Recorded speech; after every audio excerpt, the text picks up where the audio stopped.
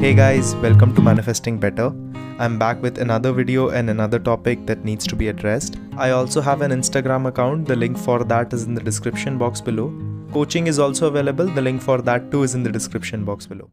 Hey guys, hope you all are well. So in this video, I want to talk about 3 big issues that I have seen, which have started to come up very recently while manifesting a specific person. Now, when I will be sharing these issues, with all of these issues, I will also be giving you examples, and I will also be giving you client examples of this situation, right? So that you can understand, and I will tell you what I'm like. I will give you a situation of the client that, okay, this is the issue that this client was facing, and I will tell you how and what is the advice that I gave to them with the examples that I gave to them, because a lot of you are going through similar situations, and of course each and every aspect of the situation is different, but there might be some aspects which are similar, and if these examples can help you deal with those similar aspects, then that's absolutely amazing. Now, these are not the only issues that people face, and if you are someone who feels that I don't face this issue, that's completely great. So you can move on to next one. Just understand that these videos, when I make them, they are made from a general perspective on what most people are facing, right? You can also comment down below some issues that you are facing. I always look at comments before making new videos and before planning content for a month. So I will either cover it here, or in some way I will either cover it on my Instagram channel, or I will either cover it on my threads or Twitter, or some way I will cover it. Okay, so the first big issue that people face while manifesting a specific person is unrealistic expectations. Now, these unrealistic expectations can be through anything and with anything. Either the unrealistic expectations can be towards the process, or the unrealistic expectations can be towards a coach, or the unrealistic expectations can be towards themselves or the specific person, right? I will give you an example of one of my clients, and then I will give you different examples based on all these things that I have mentioned. So I had a client. She was in a situation where she was involved with a person, but they were not actually in a commitment. These were people who had just met, and they had started to get into a dynamic where they were both slightly flirtatious towards each other, and she could feel that this person has feelings for her. Now, this person hadn't actually expressed his feelings towards her in any way, shape, or form. It's just that based on the kind of behavior that he was showcasing, she was assuming that this means that he has feelings for me. Right now, in that phase, when she's assuming, that's completely great. If she wants to assume, there was not an issue. The issue started when she started getting unrealistic expectations from him, where now that she had assumed that he likes her, she was expecting him to treat her that way. So on a daily basis, when he wouldn't come in, on a daily basis when he wouldn't flirt with her, or he wouldn't be romantic with her, she would start to mentally react. She would start to say, maybe he has started to lose feelings for me. She would start to say, maybe he likes someone else, or maybe he's using me, and all these things. When in the first place, this poor boy has actually not even expressed his feelings. He has actually not even confirmed to her in the physical world that I have those said feelings for you. Now, if you are manifesting a specific person and you are in this situation, the unrealistic expectation that you are setting is that 3D world will catch up in an instant, right? And that now that you have assumed without any said out commitment that this person has these feelings for me, that he should instantly start acting that way. Because if he wouldn't act that way, I will create resentment against him, which is what this client was doing. She was creating consistent resentment against this person because in her mind, she had this image of him through which she wants him to act. But he's not that person yet. Neither has he told her that he's that person. She's assuming he is. Now, that assumption is great if she wants to live in the end, and I will get to that, but that's not the ideal outcome when he hasn't actually reached in that regard in the physical world, and he hasn't actually confessed those feelings to her. Now, I know that a lot of people will ask me, because when I told her this, she also said that, hey, but people say live in the end. What does that mean? Living in the end in this situation means that I am living in the end from the perspective where I know that this is mine, and if I want it, it's okay. Like, I can assume that it's mine, and it will lead to that. But till the time it hasn't led to that, I cannot keep consistently reacting with the expectation of having it now. The example I gave her was that, think about it this way, that you're making a pizza. Now, while you have thought about making a pizza, it's obvious that before you had a desire to eat the pizza, right? When you have started getting the desire to eat the pizza, you're already thinking about it. You're already like, you can taste it in your mouth. I can taste it in my mouth right now while talking to you. So you can already taste it in your mouth. You're already thinking about it, but you haven't started preparing the pizza yet. Now you have the material for the dough, you have the sauce, you have the cheese, you have the toppings. Would you start eating the dough raw? And would you start complaining and reacting, oh my god, this dough is not a pizza yet. I wanted the pizza and I bought the ingredients, but this dough is not a pizza yet. In my mind, I know it was a pizza, but why isn't it a pizza yet? You wouldn't react that way, because you know that even if you are having that craving for that pizza and you have that in your mind, it's still leading up to that. You are preparing it, it will become that, and then you can eat it. In the middle time, you're already mentally enjoying eating the pizza. You're already satisfied and content, and you know that the pizza in front of you, the ingredients in front of you are leading there. But if you start reacting to the middle part on, why is this dough not a pizza yet? But I am imagining it's a pizza. Why is it not a pizza yet? Why hasn't it been made yet? Why is the cheese still cold? Why hasn't it been burnt yet? It's not something that will work out. That's an unrealistic expectation that you're setting. A second set of unrealistic expectation that people set is in regards to themselves. So I had this client, she said, Karan, I am perfect with boundaries. I am perfect with boundaries. I said, okay, when did you put a boundary? She said, this afternoon. Now that's like, what's the next step now? There is no next step. When you're saying I'm perfect with boundaries, you cannot just be perfect with boundaries because you put a boundary 1 week ago. If you have been settling for years, then of course, setting the boundary and being consistent with it is going to take time. It's not something that is instantly going to work out. So, and I'm not saying it shouldn't, it can, but it requires repetition. So have that expectation that it will require time for me to actually keep working on this, and that it will require time for me to actually change it. That's what is important.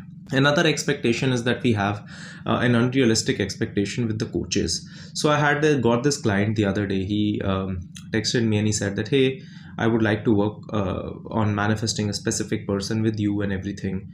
And these are my expectations. And this person is new to the journey. So I understand where he's coming from, but I would just like for you guys to understand what this actually implies to a coach, right? So in one of his expectations is, oh, I have this expectation that in this 1 month you will teach me how to manifest everything. By the end of this month I will get the person. By the end of this month my job will be there. I will have the perfect body. I will have the other things that I'm manifesting, and by that time you will have taught me everything, right? And if by that time I will get everything, then we can proceed and do these things and everything.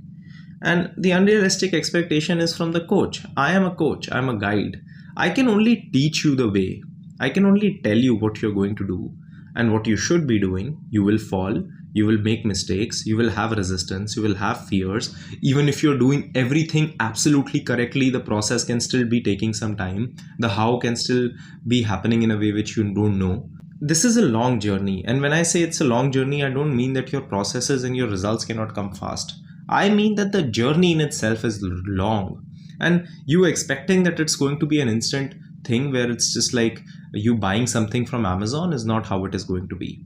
So setting your expectations correct, that I'm actually embarking on a self-transformation journey and I need to actually have my expectations correctly so that I can receive the most benefits from it, is going to be super helpful.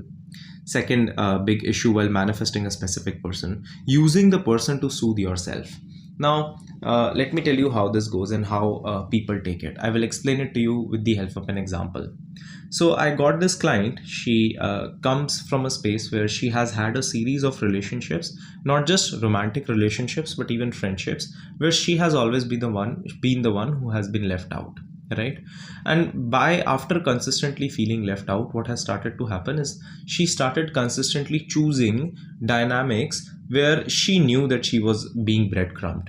And the reason that she kept choosing these dynamics is because her mindset was that if there is nothing, at least I'm getting some validation. I know this person doesn't treat me right, but at least he talks to me. Like, at least on weekends I'm not lonely. That was her mindset. And even while she was feeling lonely, the way that she used to soothe herself was by imagining other people texting her. Now, there is nothing wrong with eventually expecting other people to text you or to imagine that and to visualize that. When it becomes wrong is when it becomes a way to soothe yourself, and when it becomes the only way to soothe yourself. Because when it becomes the only way to soothe yourself and to feel good about yourself, it becomes a very self-hurting journey where your sense of validation starts getting dependent on how this other person is going to treat you, and you still remain a slave to their validation towards you in order to feel better. And instead, what I would be doing if I was in her situation, which is the advice I gave her, is to ask yourself, okay, let's say for the next month there wasn't anyone, and I'm not saying there won't be, I'm just saying for the sake of the example, take this into account that let's say there wasn't anyone who was going to come in your life for the next month, and you have a guarantee of that. How would you self fulfill? Would you still sit here, keep whining and complaining, or would you actually make a life for yourself? Would you actually be doing the things that you want, the habits that you want, the mindset that you want to be creating? And would you carry forward from that? Once she started doing that, she actually got into a place where friends, people, relationships, they just started coming to her like crazy because she wasn't dependent on them anymore. That's the power of detachment. The third thing, trying to convince them, which pedestalizes them. So I made a video very recently where I talked about what is the difference between chasing someone and manifesting them. So I would recommend that you watch that, where I cover about this topic a lot in detail. But I will give you an example of one of my clients. So I was talking to this client and she said that her big issue was boundaries, right? A big issue while putting boundaries when it comes to her specific person especially. They were not in a relationship at all. They were just in a friends with benefits kind of scenario, and this guy was consistently clear that at this moment I cannot offer you the relationship. But she kept pushing till the time that he would say no, and then she would again go with the first point, unrealistic expectations towards him, and react to that. I asked her this question that, okay, why don't you put a boundary? And she said, okay, great, I will put up a boundary. She did. Till 2 days later, she came to me and she said, hey Karan, I put this boundary. Why hasn't he came back yet? And that is one of the very big issues with when it comes to people understanding the concept of boundaries. It's not for them, it's for you. It's not so that you can manipulate them into coming back. It's because you don't want to feel like a doormat anymore. It's because you are sick of being treated that way. It's because you don't want to be consistently treated as someone who's a second fiddle, right? That's the purpose of putting boundaries. It's not for them, it's for you. But if your purpose of putting boundaries and actually taking a stand for yourself is just so this person can come back to you, then you are actually not taking a stand for yourself. It's a sheep in wolf's clothing, whatever the saying is, where you are just pretending to actually be someone who respects themselves, but all you want is this person to come back, and that is of what your whole worth is dependent upon.